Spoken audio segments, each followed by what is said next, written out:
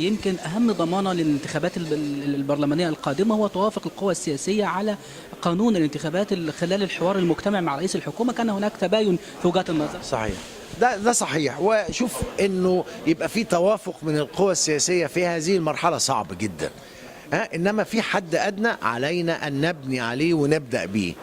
لجنة اجتهدت هتنتهي الى قانون يجب ان احنا حتى لو القانون يعني لا يشبعنا لا يرضينا، علينا ان ننهي هذه الحالة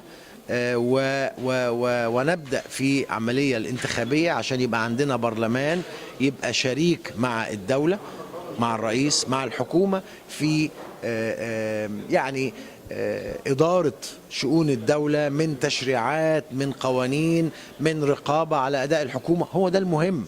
ثم نغير القوانين زي قوانين كتيرة هنغيرها، لازم هتتعدل، لكن لابد في وجود البرلمان.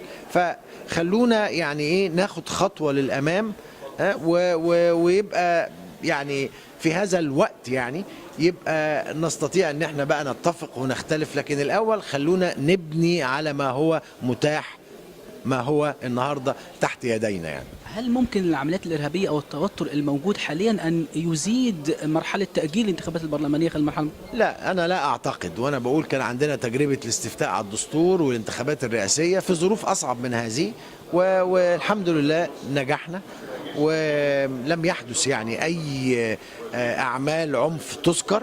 فلا، أنا شايف أنه مع إحكام التدابير ومع المشاركة التدابير الأمنية يعني، ومع المشاركة الشعبية، ومع لجنة عليا للانتخابات مستقلة ومحايدة، أنا أعتقد أن العملية إن شاء الله هتمر بخير. الحد الأدنى من الضمانات المطلوبة لإجراء انتخابات برلمانية نزيهة؟